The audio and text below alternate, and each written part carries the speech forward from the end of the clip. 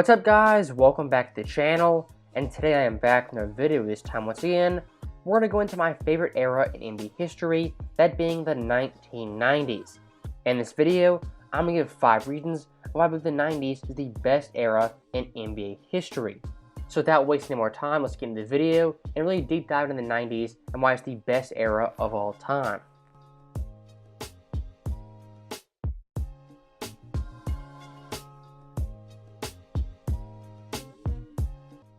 So in this video today, it's pretty simple. We're going to go one by one and give you guys 5 examples where the 90s is the best overall era.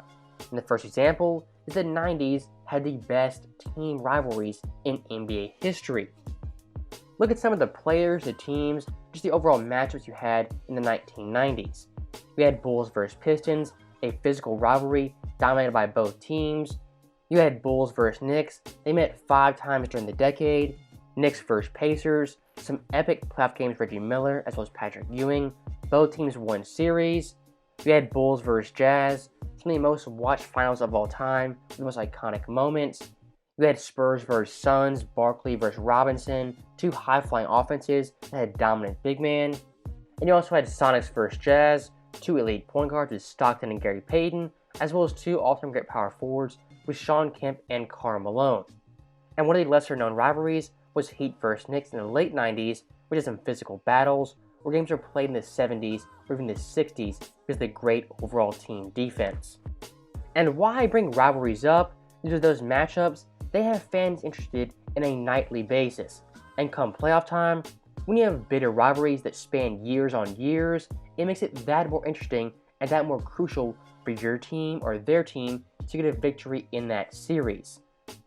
I know a lot of fans complain about rivalries today in a modern NBA, but it is a big problem. You have players changing teams constantly, there's no real continuity in rosters, your superstars aren't playing each other every night, they sit out games, they rest. Rivalries in the modern NBA, they are much harder to build, and from an outsider's perspective, I don't feel like many players in today's NBA hate other players like they did in the 1990s. Yes, they were friends back in the day, but I think the overall competitiveness was at a much higher level compared to the modern NBA. And once again, looking at the 90s, there's so many team rivalries, I actually forgot to name a couple of them. In the early 90s, you had Bulls vs. Cavaliers, some of the best ever playoff series, some of Jordan's best ever clutch time shots. You also had Magic vs. Bulls, one of the best upsets of all time, where Shaq's Magic beat MJ's Bulls. In the following year, you had Jordan come back with a vengeance and beat Shaq's Magic.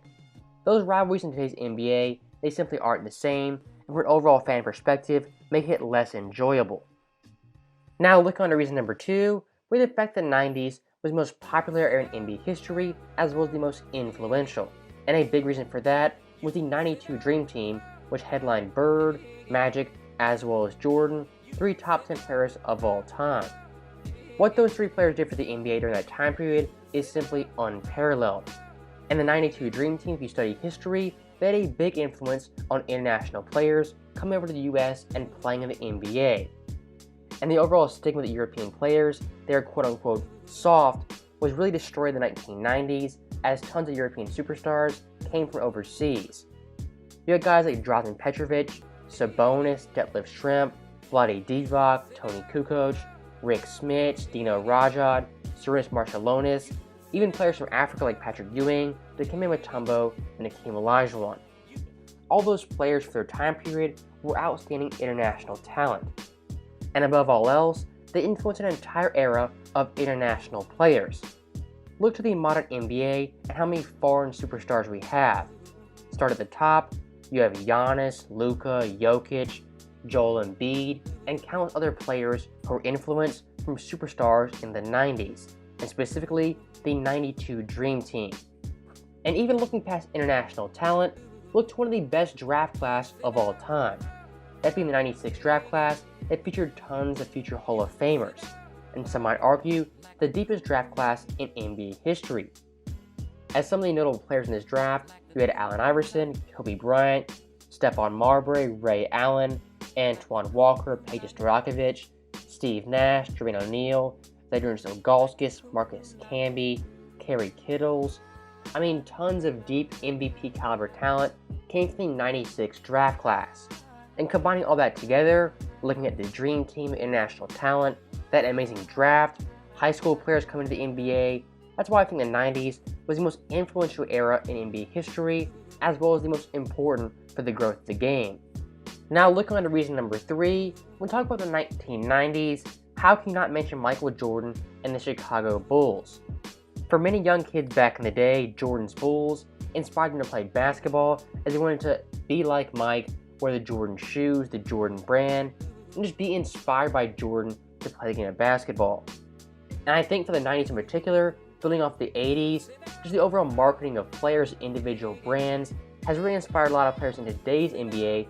Guys like Steph Curry, LeBron, Kyrie, virtually any superstar has their own signature shoe. That's a big takeoff from what Jordan did in the 80s as well as the 90s with the Air Jordan brand. And getting back to the Bulls for a second, specifically the second three-peat team, those guys were international rock stars.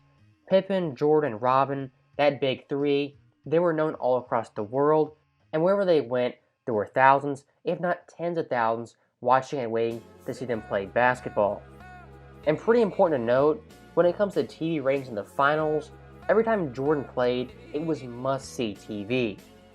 Out of the 10 most watched finals games in NBA history, Jordan's Bulls have 8, I repeat 8, out of those 10 games. With the 98 finals being on that list 3 times, the 93 finals being on there twice. With the most watched game ever being Game 6 of the 98 finals versus Utah Jazz, where we had an astounding 35.9 million people watching on TV. And looking right there, that is the Michael Jordan effect for the 1990s and how popular basketball was at its peak. And one last thing I do want to note, during the 98 season, the Bulls played the Hawks in the Georgia Dome in Atlanta. For that game, there was an NBA record 62,046 fans watching a basketball game in a packed football stadium. Till this day, that is still by far an NBA record. Now, looking on to reason number 4, we have a pretty obvious reason, as the 1990s had a great variety of play, as well as a balance of play across the entire landscape.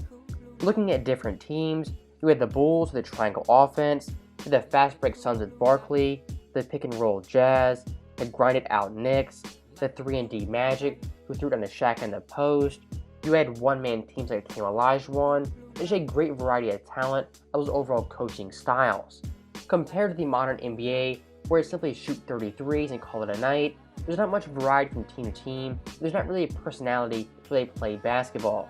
Go back to the early 90s, watch the 93 Knicks compared to the 93 Warriors. Those two teams, they played in the same era, the same year, but their play styles are drastically different. And depending on which team you like, which play style you like, you can watch a different style of basketball on the East Coast as well as the West Coast. Once again, in today's NBA, it's shoot a bunch of threes and hope for the best. And also building off that, I think referees, as well as the rules in the 90s, were simply much better.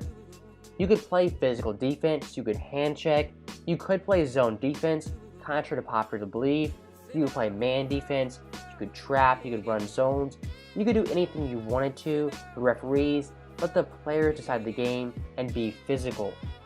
That's not saying teams didn't have high-flying offenses, because they definitely did, but I think refs back in the day let the players decide the game on the court, not with fouls, foul baiting, or just stupid non-contact fouls that shouldn't be called. And getting back to the balance of play, and the overall variety in the NBA, look at the entire 90s decade and how it stacks up versus NBA history. The scoring for that era, teams average 101.0 points per game. In NBA history, out of 75 years, that ranks 46th among the middle of the pack. Among pace, that era was at 93.4, that being 31st, and among three-pointers taken, was at 29th with 11.4 attempts. And when it came to offensive rating, it was at 106.8, which ranked 24th. So once again, for that decade, teams could play physical defense, they did shoot threes, they also had high-flying offenses as well as very defensive teams. And look at the entire NBA, once again, there's a wide variety in how every team played. Now look on to reason number 5, as when the 90s was the best overall era, A pretty simple reason is that players in the 90s stayed with one team and they were loyal to the franchise as well as the fans. That may be an unpopular thing in today's NBA, but back in the day, I think building a team from the ground up, becoming a championship contender, that's the right way to win championships. It's organic and it's natural. And I will say back in the 90s, you can argue there were super teams, but I don't think anyone would say they were super teams. They were unfairly constructed or built in a way like Kevin Durant's Warriors or LeBron James' Heat. And if you do think I'm exaggerating that fact, looking at All-Stars in the 90s, you have a ton of All-Stars who played 70% or more with one franchise during that decade. Guys like Jordan, Pippen, Patrick Ewing, Reggie Miller, Hakeem, Stockton, Malone, David Robinson, Kevin Johnson, Gary Payton, Shawn Kemp, Chris Mullin, Grant Hill, Penny Hardaway, as well as Mitch Richmond. All those guys in the 90s stayed with one team for 70% of the decade. Now that is my last big reason, but I do have one honorable mention as to why the 90s was the best overall era. And my last reason being is the 90s had the best jersey combinations in human history. I mean, look at these uniforms. You have the Pacers, the Jazz, the Sonics, the Nets, the Pistons, Raptors, Suns, Knicks, Hawks, Bulls, the pinstripes, the colors, the cartoons, the animation. I mean, look at all these jerseys. They're iconic in some way, and it's no coincidence they come from the 1990s, the best era for jerseys and the best era overall. So that right there is the end of the video, and that was 5 reasons the 90s were the best era in NBA history. As always, thank you guys for watching. Hope you enjoyed it. Leave your comments below, and which era do you think is the best era of all time? As you guys know, the 90s are my personal favorite and the best era in my own eyes. So that being said, thank you guys for watching. Hope you enjoyed it. I'll see you guys next time.